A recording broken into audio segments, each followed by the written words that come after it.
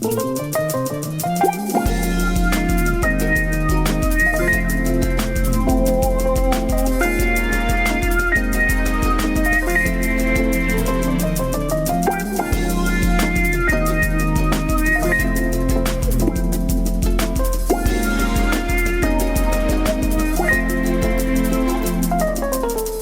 guys, to the third episode of the Forte podcast. My name is Dylan. And my name is Nicholas. And this week we are here with Madison. And who is this new guest? Well, this is Dayne Sorensen. Dayne Sorensen, nice to meet you. He's a senior at CHS High School. And Nicholas, what are we here to interview Madison about? We're going to talk to our good friend Madison about directing her... I don't want to say it. I was going to say it. The name of the... Yeah, I was going to say the kinda name cliche. of it, but then they would have to exit out of the video. Because they Right really then, 'cause- the puns. Yeah.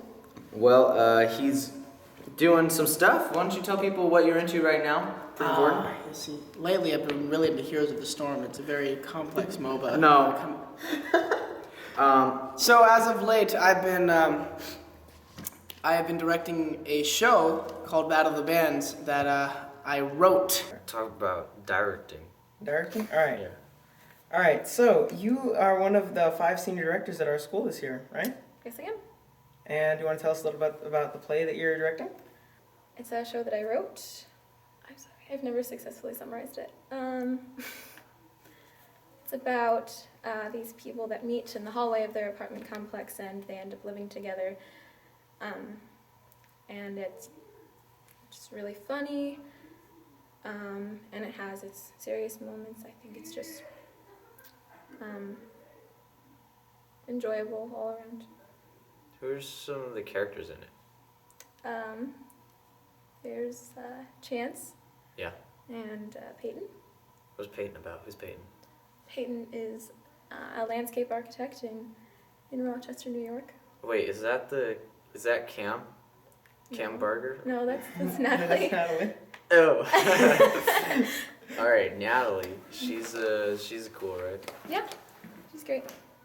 Wait, why did I ask that? I don't know. Anyway, how many ITS points you get for directing your own show, For directing, having it produced? directing a show that you wrote. Yeah. I think you get points for writing it, and for directing it. So that's 16, and then I'm also doing the lighting design. So that's like 9 more. So that's 25. Jeez, that's almost equivalent to an ROP class. Anyway. Originally it was going to be the musical or the music review, and it kind of morphed into this script that's more of a musical. And well, it's just been such a journey, from Such a good band.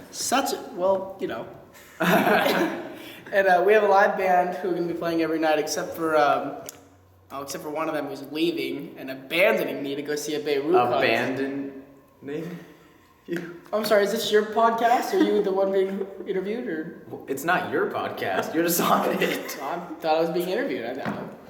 Anyway, Nicholas likes to make puns. All right. So, what's the theme of your show? The theme of my show, like the central theme, like that I would analyze in a book. No. It's supposed to be a review, right? What's the theme? It's a rock and roll theme. Rock and roll. So, you listen to a lot of rock and roll, right? A lot of people do. Indeed. How'd you pick the songs for the show? Some of the songs I had kind of grown up with, and I thought this would be perfect. And they fit right with the script. Other ones I had to kind of look up, figure out what would make sense while I was writing it. So it was kind of like a back and forth duo of, checking and balancing between the script and the songs that I wanted to be in the show. All right. Now, some of the songs that were in the show have been changed because the band refuses to play them. Right, a lot of the songs the band couldn't play. I don't think that's what it is. That was a central theme that I actually found when they were like, Are you telling me Seven Nation Army is not the most killing addition to the show? Nicholas, I did not say that. I, however, just said there were some songs the band could not play, period.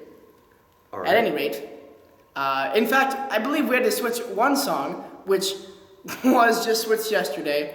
We do open in 6 days. I'll explain it to you later. For now, let's continue. Okay, so, all right. So some of those songs, do you actually feel like maybe giving the people a bit of a teaser, like shouting out some of the names of the songs that you're going to be doing in your show? That is some private information indeed. You know, I will hand out this bit of information. Battle of the Bands is not an actual Battle of the Bands that most people would expect. You know, you thinking, oh, you're gonna go see a show. It's a battle. It's actually called Battle of the Bands. It's actually a musical. Most people are confused at that. That is all I will release about the songs. No, I'm kidding, guys. A couple of the songs we have features from Queen, from the Beatles actually as well. We have one song from Avril Lavigne. Oh.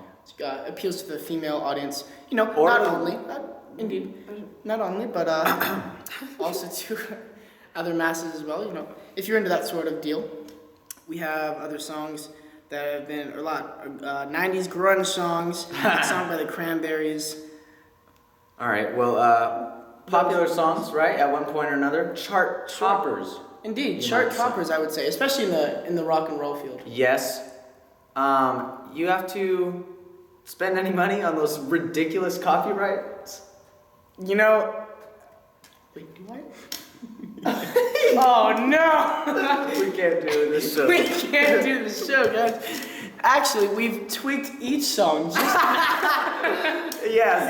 Cut out a chorus. There's always one chord that's out of the key, and so it has a. Each one sounds horrible. True. The songs are.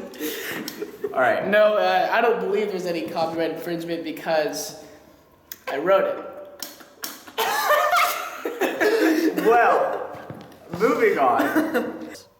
All right, so you write in the show, right? You're doing a lot of writing. Yeah. How many drafts or how many edits did you make before this final product came out? I'm gonna say 4 or 5. When did you first start writing the show? In December of 2014 or January of 2015. Not quite sure. Who did you? Was it just mainly Miss Paxton about like who you went to, or like who are some of the people you went to read through it and whatnot? I had Natalie read it, and I also had Taylor Torres read it, because they generally give good feedback in class about characterization and whatnot. Oh, sorry. Sorry? Oh, I thought. Never mind. I'll tell you about it later. All All right. So a question I had was, when you were writing it, did you always know like you're writing that specifically to direct it the next year? Yeah, I'm really bad at decisions, so I thought that if I wrote a show, I wouldn't have to pick one. And when did you make that decision? Like when you were, when you're in 8th grade, you see the senior directed shows, as we all did, and you're like, oh wow, senior directing's a thing. I'm just assuming. And so when did you decide that you wanted to do your own show instead of do like an already established show? During Christmas break last year, interestingly enough, I didn't want to direct. That wasn't really ever the goal. I stage managed a few shows sophomore year, and people were like, you get to direct now, and I thought I couldn't do that. But last year when I was approached about it, I was excited. So I started trying to decide on a show and couldn't. And then somebody said, why don't you just write one? Because you could do it. So then I decided to. Was the show that you wrote like something that you had been thinking about prior to people suggesting that? Like you already had a kind of an idea and you're like, oh, I guess I could just use that. Or was it like an after? kind of thing? Like, Wait, I'm sorry. Can you repeat the question? all right, like when people were telling you, you know, you could just write your own show, that thing, right? Did you already have the idea for the show you were going to write before that, or? Oh no, I had no idea. Ooh, that's cool. Just an interjection that we can edit this out, but I saw that sticker that says used, and I thought it said usted. Like Spanish? Yeah, like Spanish, like formal. Why would they be formal to a book? I don't understand that tense, by the way. Oh, you're talking to a man or a woman, and here you respect them like they're an adult or something. ¿Cómo está usted? You don't say estás, because tú is estás. See? See. And you're like, if you're friendly with someone, you say tú, but it's like formal, like you want to respect them. Spanish lessons with Nicholas. Okay. All right. I'm sorry I brought that up. No, it's fine. Wait, what's the next question? Okay, so You're directing the review, yes? Yes. Technically. Indeed. The review last year, Spooktacular. Right. Following that up, Well, let's see. Let's take that apart. So, Spooktacular as a whole, we all know was indeed a bad show. Nobody appreciated it. It was very poorly put together. The director of that show, I mean, should probably kill herself. I don't remember. Yeah, I don't know. Oh gosh. You know, how bless has her. it managed to slam Paxton in every review? Oh, is that who it was? we've done? Oh yeah. Every Well, interview we've done. oh, okay, yeah. Well, That was Dayne that said that. oh, Paxton. Oh yeah. Well, you know. I don't know why she's still here. Anyway, you know that was a terror. Oh, except for Act 2, obviously. Why is your show better? Why is my show better? I wanted to give the audience something to believe in. Well, that sounds maybe kind of corny, but when you think about it, when you have these big characters who are on stage and who are giving you something to work with, you fall in love with them and you relate more to them and you like the show more. You have a better experience than just seeing a bunch of songs one after another from these people who you don't know. So I thought it might be a good idea to give it that background, and given that, people could understand and relate to it. All right. That's a fair.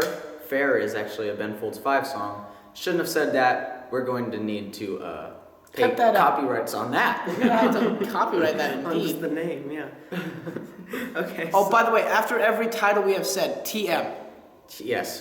Please don't sue. us. Please do not sue. I know this podcast is going live. So many people are listening to this right now. You hear the fans in the back. I'll add a section. Okay, so yeah, as you mentioned before, you're having a live band playing. What does that add to it that you just don't get from other shows? I mean, if you ask me, I believe it's a rarity nowadays to have a live band. You know, most dances, most weddings, most social gatherings with any form of dance or song I've done with DJs nowadays. Ooh, missed that one. So this live band, I wanted to give it more of a, bring back that feeling of like, oh shoot, going to a concert, it's gonna be dope, right? You're gonna go with all your buddies, you're gonna rock out. You're gonna hear those artistic moments when somebody performs for you live, and it's not gonna be edited and recorded over and can be tweaked. It's gonna be really raw, really just real. And that's Monday what I Night want to Raw? do. If you ever do that again while I'm talking, I think I'm gonna I have a give question. you a 5-knuckle shuffle. Continue. Okay. Wrestling joke. Indeed. I've heard tell that certain musicians in the band, they don't attend Clovis High like all of us do. So, any Is that where we're reason- going now? Is that? I don't understand. Any reason for that decision, or? One of the band members, his name. I don't know if I can use it. Oh, we want to use it. No, you can't say. Okay, it's probably the best name. He's actually my favorite character in the show. Yes. He's better than anybody. So, long story short. To make a long toast Sally story short, fuck TM. This guitarist, he graduated last year. He really made the show what it is. You know, without him, I don't know who else we would have found. I don't. To be honest, one person we had in mind, can't trust him. Can't trust him at all. Oh, He's kill probably him. listening. I hate him. Why can't I be on that podcast? Man. I don't know, maybe because I offered you a lot of money and you said no. This other guy who came in, he's doing a phenomenal job and he's jumping right in there. He is also the lead guitarist in a band called China. Spelled with a Y. Chyna. Pretty much the greatest local math rock group. Wait, math? What? Math rock. Is that, it's math rock, yeah, indeed. I thought you said something about mathematics, and I'm like, oh, German. Anyway, indeed, he is phenomenal. You know, especially for what people know around here. You know, not everybody's going to be like, oh, boy, he played a D when he shouldn't be playing one. I would know. Yeah, and Nicholas would know. Not many people would know, but he does a phenomenal job at what he's been given and the time that we've had. You mentioned offering lots of money to other possible performers. Would you be at a position to divulge just how much of your budget you've spent so far and what on? No. All right, moving on. Your show, not a basic review, right? Indeed, it is. You got characters. Mm-hmm. Can you give us some of the plot, like an overview? Some of the plot, an overview. Basically, this boy gets broken up with. He is super down about it. His best friend comes to cheer him up, tells him to audition to be the new lead singer that his band needs. He goes. He sings a song for them. They love it. Mm-hmm. The band manager, whom is in love with the main character's best friend, named. Well, you have to come see the show. That's a long name. You know, talks to him, gets him all joined in the band. She sings a song. They go out, celebrate. He sees his ex-girlfriend there, runs on home, and they have like this moment where they're like, oh shoot, well that was really scary. Luckily, don't worry about it. You guys are broken up with. Don't worry about her. She comes in. She's gonna be in the battle of the bands. Yeah. So now, at that point, right before Act 2, it's like, oh shoot, there's the struggle. Here's where the main character is just so internally just like afraid. At Act 2, it's the battle of the bands, and we find out that he is done, and he stands up for himself, and he's done with this ex-girlfriend, and he's doing this for himself. And they play, and if you want to know who wins, you're gonna have to come see Battle of the Bands. Whoa! So this show, this Battle of the Bands, this whole plot you just described to us, you wrote that whole thing. Yeah, I wrote that. And so, as all people who write anything, you obviously have like something imagining in your mind. How close is what is alive on the stage now? How close is that to what was in your mind when you thought of it? I would say it's pretty close. I'm really happy. Luckily it wasn't. I'm just saying. Luckily, it wasn't something where when directors gets their hands on things, everything changes and it's all different. Since I was writing it and I'm directing it, I'm able to keep that same, storyline in sync. Unlike when you have a movie and you're trying to translate it into, or a book and trying to translate it into a movie. So I'm really happy with the ability that I was able to keep that same vision, and keep that storytelling alive like I saw it in my mind. Sure there'll be things that I would have fixed, but hey, I'm happy. Well, the show that you're directing now, like the one that you see every day at rehearsal, the one that gets played out by the actors, how close is that to the one you imagined in your head? Say before I answer every single question. It's right now it's not exactly what I saw in my head, but I can see that we're getting there. So that's nice. Like, I definitely think they're capable of it. And even what I did picture it as isn't totally what I see it as anymore. They've done a few things differently than I thought it would have been in my head, and it's been better. So Yeah, it's always tricky when you're writing things. yeah. And then you bring it to other people to play it out for you. Mm-hmm. It always changes in like some little way, but Yeah. I don't know. I think it's kind of exciting. It's not. Anyway, so casting the show, right? There was a total of maybe 4 people that auditioned for all 5 senior directed shows. How difficult was it, like casting with every other senior director?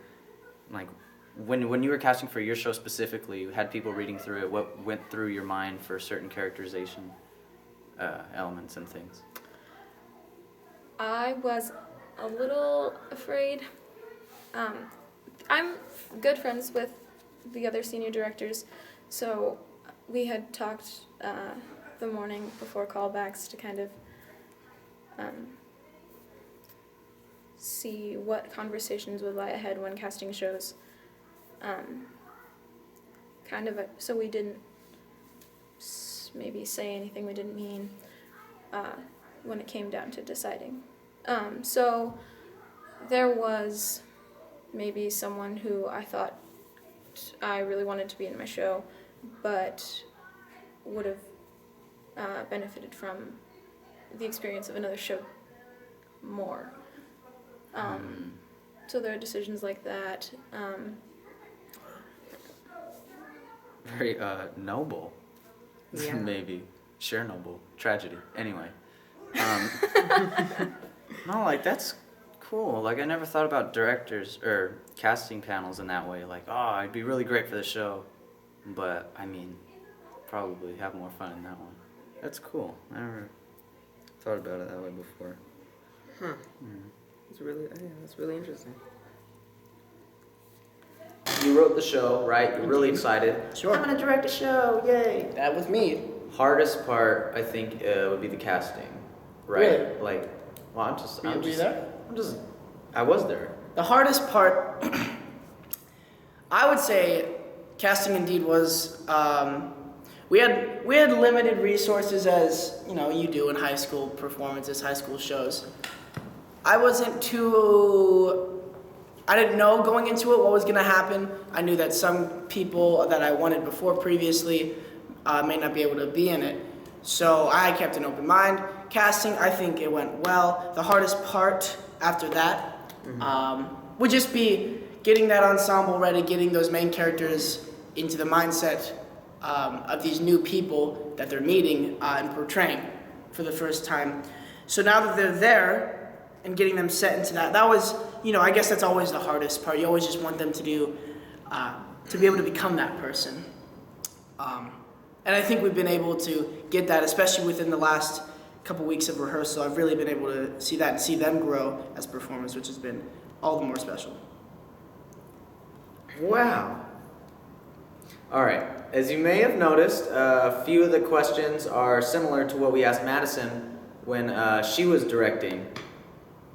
And I think that's cool that we're asking, because everyone has a slightly different answer. So I'm just trying to say, like, maybe this is a segment, I guess, during the directing series, I suppose.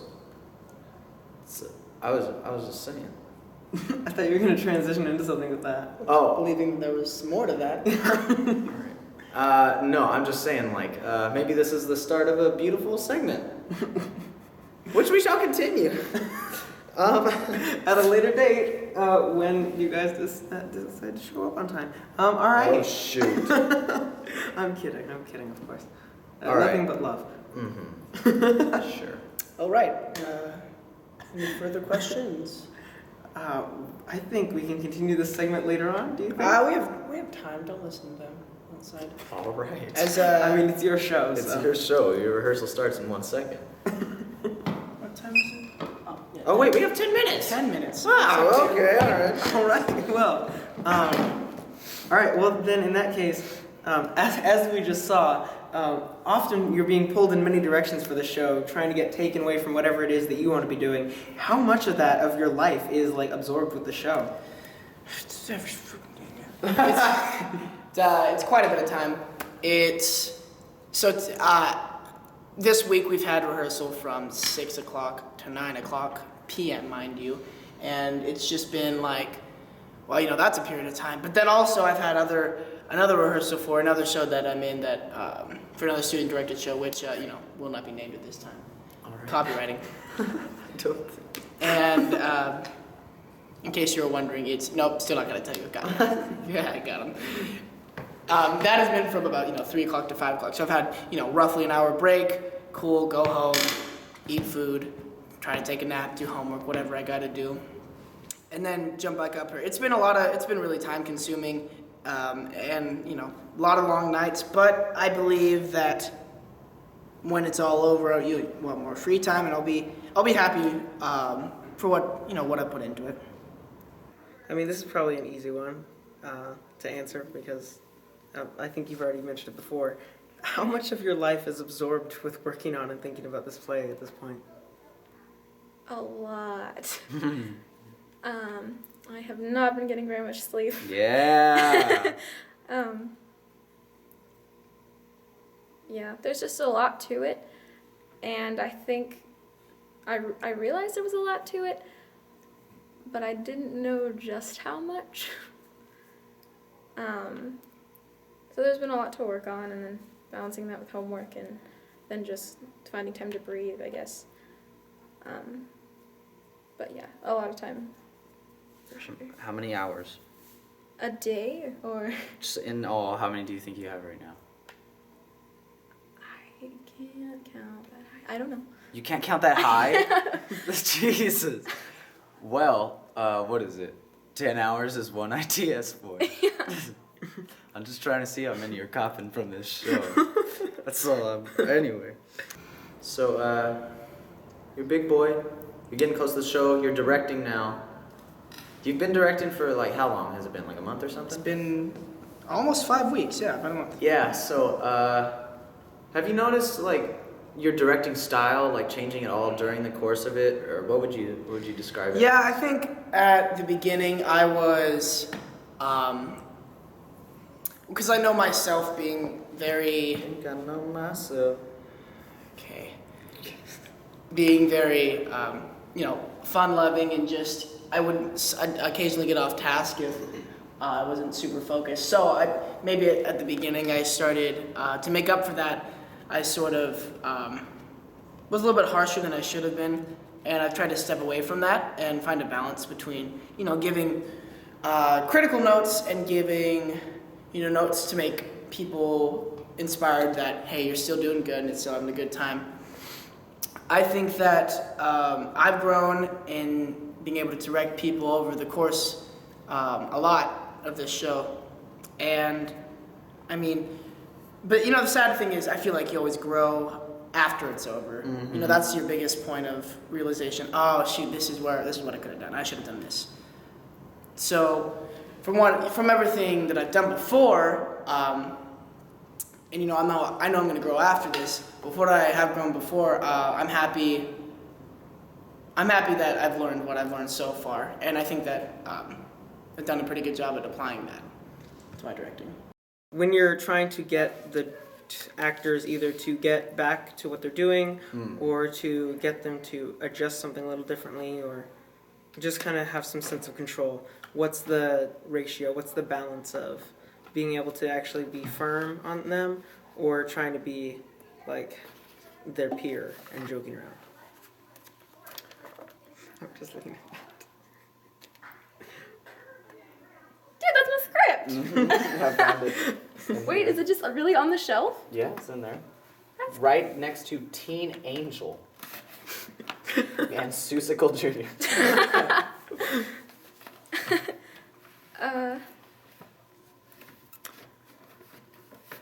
I like to think we have fun at rehearsals. But at the same time we get work done. So those can kind of happen at the same time, if that makes sense. Like I'm relatively close with most of my cast, and with you guys, with you and Jared. So if something needs to be done, if it's important that a specific thing is changed and everyone needs to focus on fixing that, then I can just say it and I'll check for understanding and usually gets done. What's your directing style? How do you mean? Well, like, it's effective, I assume. I don't know, I haven't been to rehearsal. But you say you get work done and you're doing all these things, right?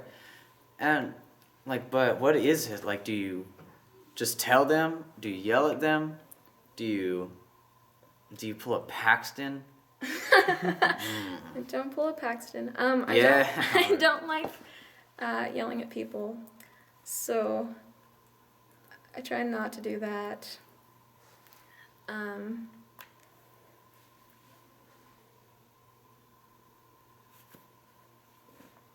don't know.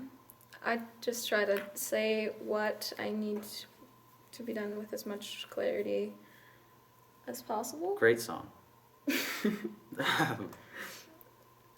I was, of course, talking about the smash bang hit single Clarity by Zed, I think. I don't know. Neither do I.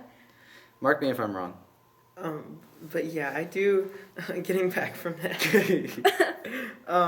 I do think that your directing style is very, like, tell me if I'm wrong, but I'm just, the way I see it, your directing style is very similar to your, like, everyday style of, like, being nice as much as you can until, unless something actually needs to be serious.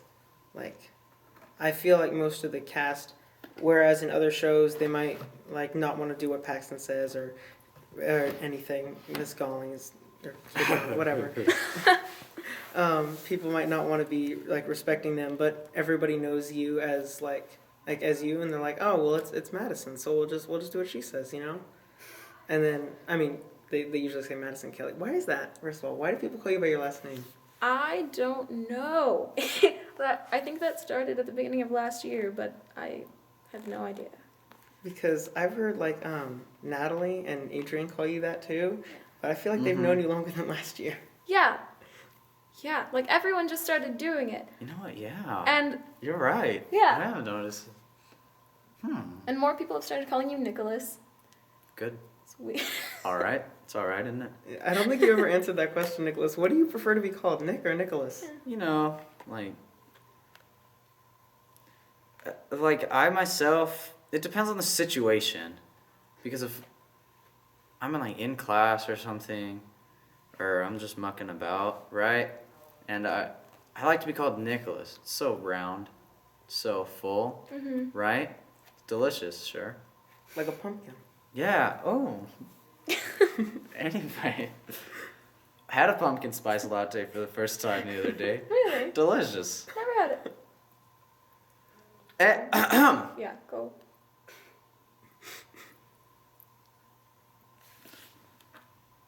How is yours?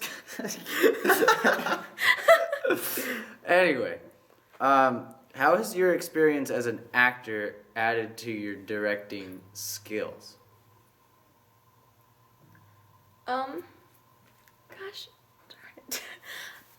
I haven't done too much acting, or at least I don't feel like I have. I think I just wrote the show to be more realistic, so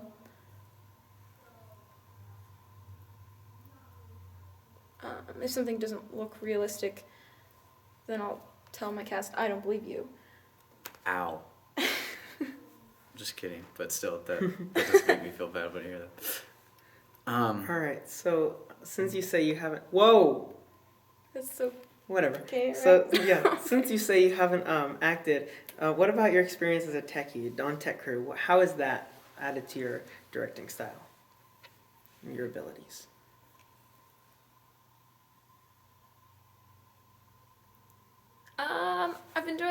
a lot more stuff that doesn't involve being backstage lately, like operating the light board and whatever. So I've been watching more shows. So I guess just watching shows and saying actors do that a lot. I don't like that. I don't think that's good. That's always So maybe interesting. that way. Like, what kind of things specifically? Well, if you can name any. Like, because you go see a show and you're like, a lot of people do that. That's gross. Or like, it's a calling card. You go to a show and then they do the certain thing and you look at your friend and you kind of laugh. Yeah. So, like, do you notice it happening and then you try to stop it as soon as possible? Right? What certain things? One thing today was hand gestures. There was a lot of Katie Allen talking. yeah. Everyone just makes a lot of hand gestures. Sometimes the way that things are said just doesn't sound like they mean it. I don't know what else to answer that with. And so, a lot of what you're saying about how you're trying to inspire people and trying to make them feel better, that's very interesting. From if you were on the other side of that and you were an actor, I assume you've had experiences where a director either did that or didn't do that for you. So how do you feel that your experience in that acting position that you've been in for so many years, how do you think that has added to your directing style? Yeah, I always got, to a point I realized, okay, I gotta start doing work. But then after I've been told so many times, oh, you're not doing good, you gotta do better, it just gets really annoying, it gets really frustrating, and I never wanted to do that. So that's also when I realized that my favorite times in shows is when they're just like, hey, just have a good time, you're doing great, we're on track, we're where we're supposed to be, and then they're like, okay, we can relax for a second. Still have to work, still have to put on a show, it's gonna get there though. And when you have that feeling of security, it helps the show to stay relaxed. Well, you've been here 6 years Yeah. at the school? Well, Buchanan. Yeah. This is my 4th year. Oh, okay, I sorry. didn't get held back or anything. Yeah, I thought you were a super senior. No. All right, so you've had, Julie Andrews, Yeah. you've had Katie Allen, Right. Abigail Paxton, Mhm. 3, I want to say, almost completely different people. Totally different people. Would you say all different directing styles as well? Completely, you have to adjust to what they like, and Yes.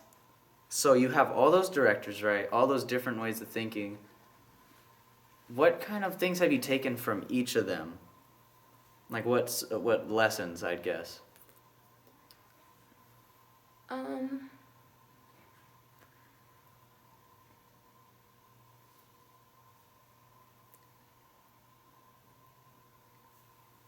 don't know. What about Julie Andrews? Start from the list. yeah. Just start at the beginning. What is the? What is Mrs. Andrews about? Like, what is something she did that you either see yourself doing or that you... Yeah, maybe something you see that she does that the other two that we mentioned don't do, and that you think maybe is a good thing. I think freshman year was when I learned that it's important to be clear about what you want from actors.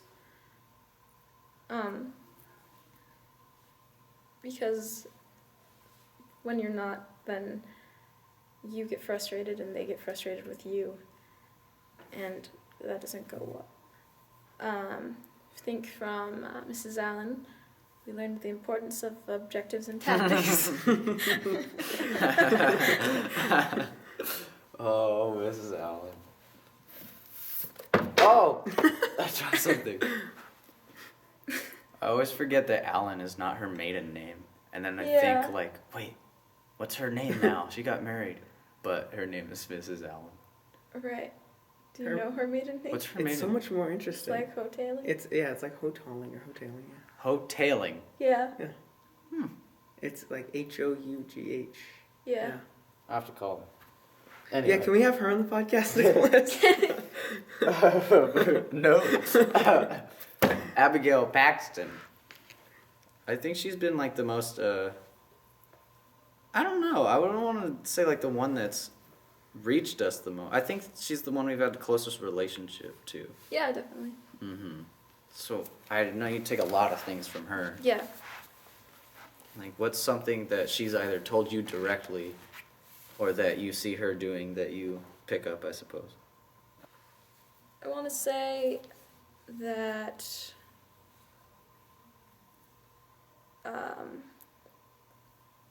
I started asking why actors do certain things this year and last year more because of her. So making sure they have motives and that when they're walking with purpose or moving at all.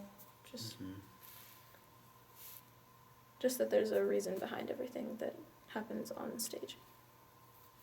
Yeah, I get that because she's bringing in all these people and like since last year it was the first time I thought of acting as like whoa, people actually do this as a serious thing. Yeah. It's not just a class.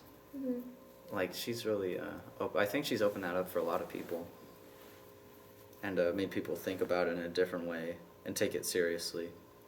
So that's pretty sweet. Yeah, I definitely think I was probably one of those people where I was just like, oh, acting's just memorizing lines and pretending to be this way. And it's like, no, you actually have to, like, get into the character and, like, be them. Right. Which is... Except when you're in a bad mood and you don't want to hear it. And it's just like, yeah, I just want to do it. Just let me do it. I don't want to think too much about it. Just leave me alone. But you don't say that. You say it under your breath and then...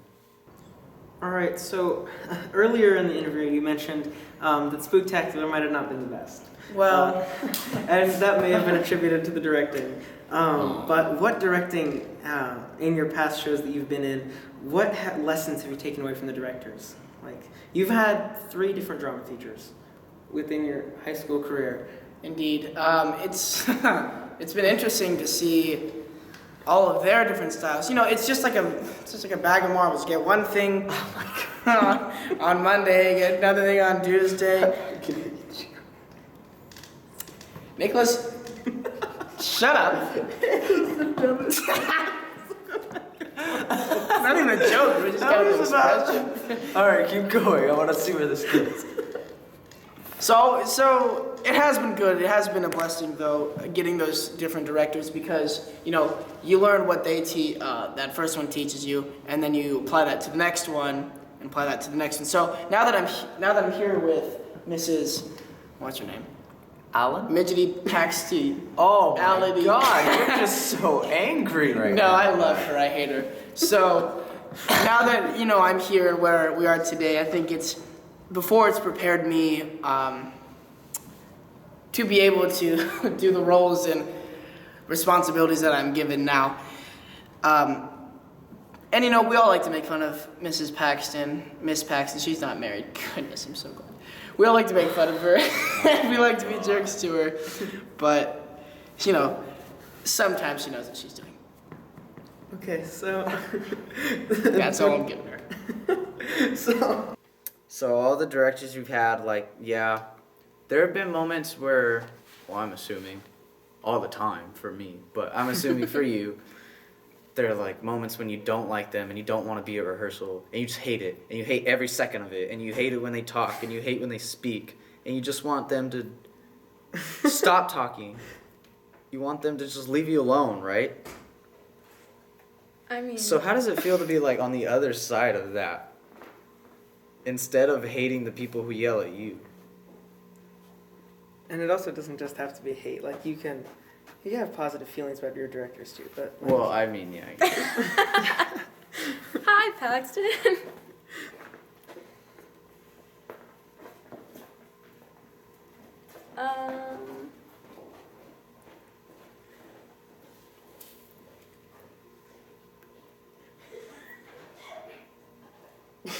giggling like schoolgirls. That's cool. Yeah, thank you. Thank you.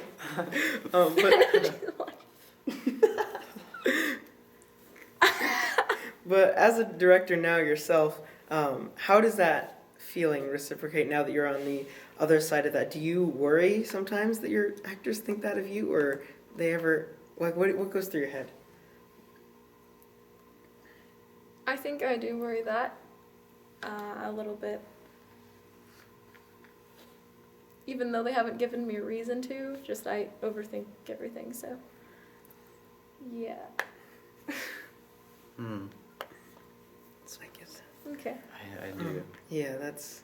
Yeah, I think everybody has that. I think it's not that. just with directing. But like, there are certain people that just don't care, and it doesn't make any sense. Like they'll yell at you, and they have no remorse at all. Yeah. I'm like, well, my stepdad has a tattoo that says remorse. I think he was regretting something. Was it the tattoo? Sometimes when actors have those feelings about the directors, you can kind of tell when the director knows that the actors think that way about them. Do you ever worry about that from like if your actors think anything of you? No, I don't know why they'd feel anything different. They probably think I'm the best director in the world. No, I kid. They probably think that, oh, Dayne's, Dayne can be a jerk sometimes, but I don't know. I guess we'll see how the show goes. I don't know what they think of me. I'm not too worried about it. This is my last year. Who cares what they think? I just want to give them the best experience that they can have. Whatever impression that leaves of me, you can let that be. Impressions. Don't It's do jest. it. Please don't do it. Please do. I think that the best thing is just to help the actors grow. Whatever I can do for my directing to help them do that. So, all the 90 senior directed shows, right? Right. Everyone's like, oh man, are you gonna go see this one?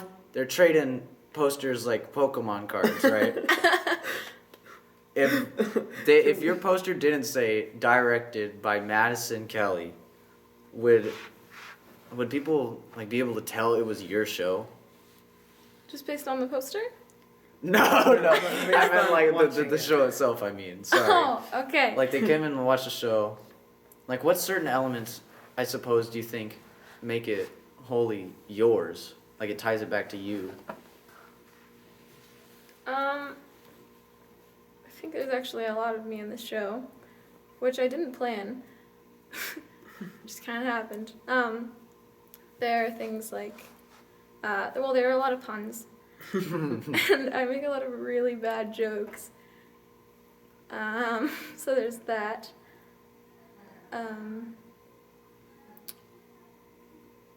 then there's little things like baseball, and there's actually something that I drew when I was a kid, being used as a prop in the show.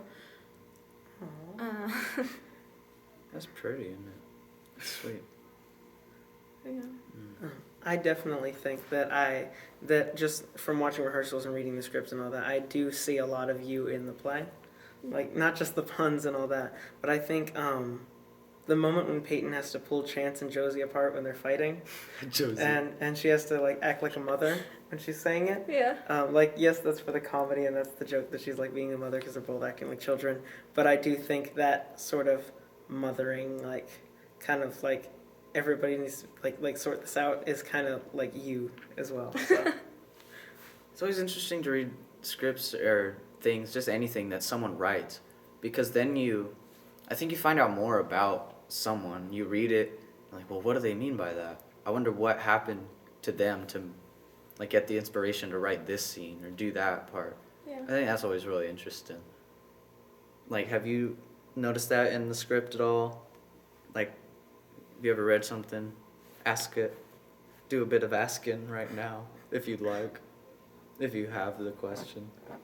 Wait, are you talking to me? Yes. Oh, okay. Well, no, I was just gonna make a joke. Did something happen to your goldfish as a child? Oh. I've actually never had a goldfish. Oh. Oh, we know who your director present is gonna be. Just bring you a goldfish. Please don't bring me a goldfish. We'll bring you a Dave shark. Fresno Fair is right around the corner, dude. I might win one.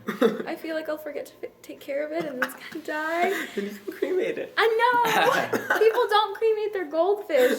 They don't. For me, one of my favorite jokes that I didn't realize was a joke until like later on was when she says Bartholomew had a British accent because fish don't talk. Right? Fish don't.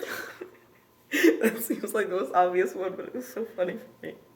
How did you not know this? Were you reading it, pondering like, oh my god, what is this metaphor? What does this mean? Analyzing it.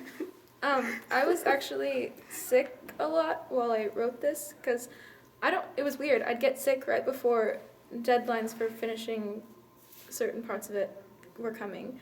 So, of course, I procrastinate on things because I'm a kid. And so I would end up not sleeping and just writing a lot and sickness. And so there's a lot of things that I didn't think would make sense, but they've actually ended up working, which is weird. Late night compositions. Yeah. Those are always breakthrough moments. Late night sessions. Okay. I'm just saying. All right. Like you sit No. down. No, I get that.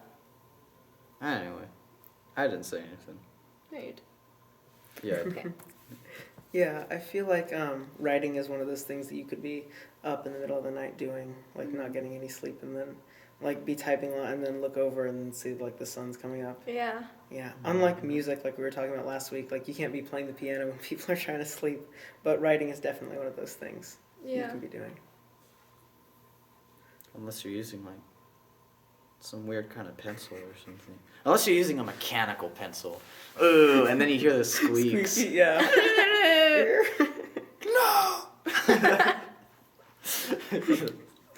Anyway. Everyone comes see the play, right? Everyone sees it. All of them. What?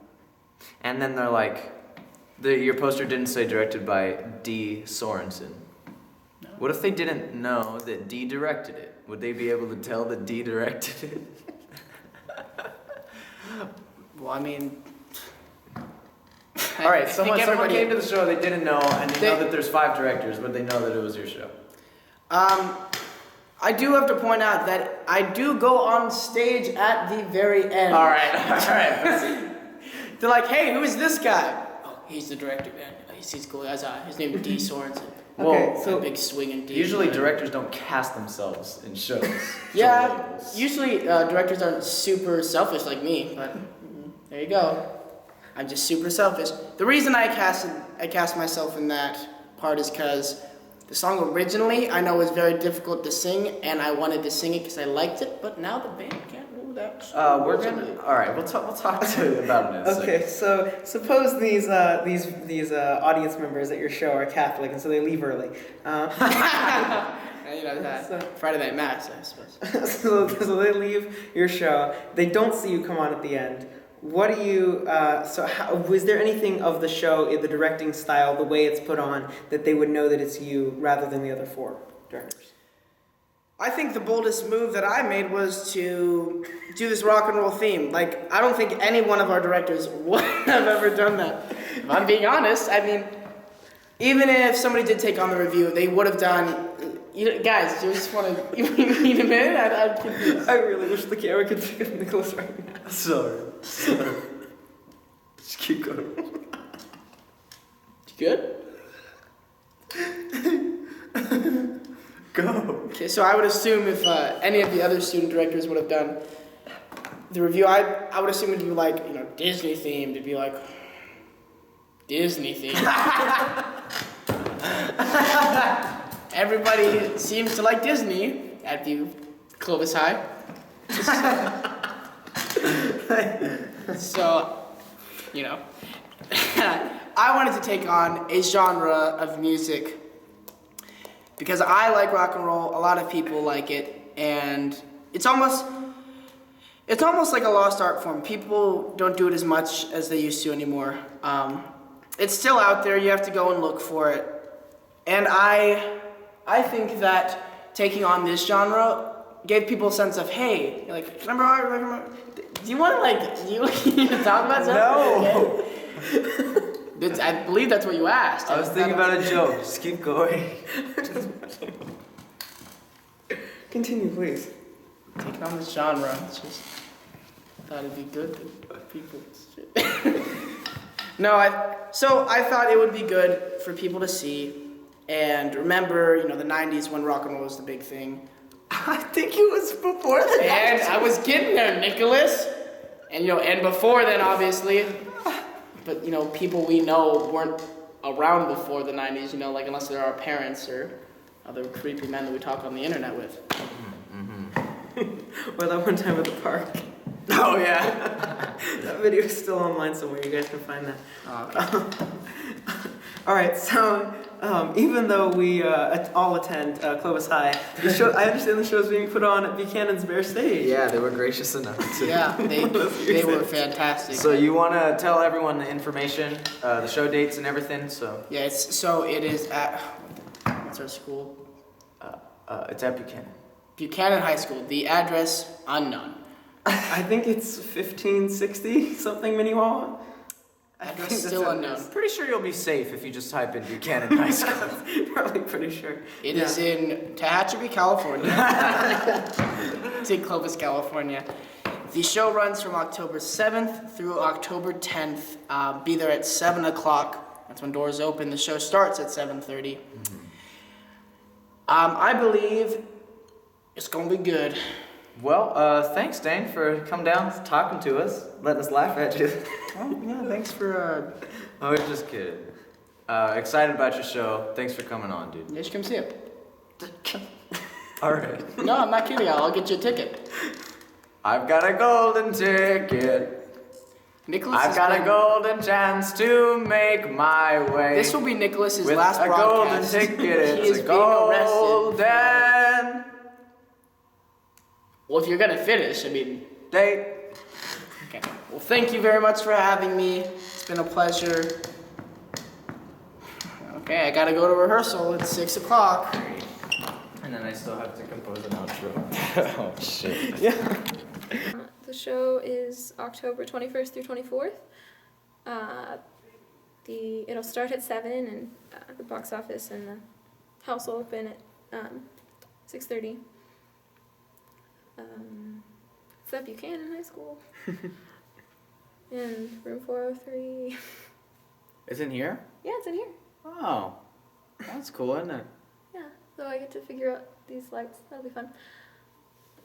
I want to say I felt really dumb because I was like, oh, hey, how are we going to do lights? And there's lights here.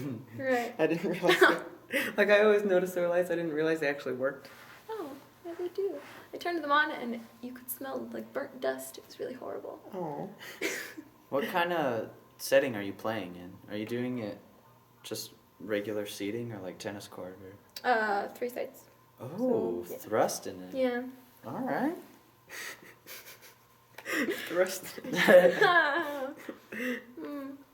Well, all right. Yeah. All right, so yeah, go check out Taking a Chance, guys.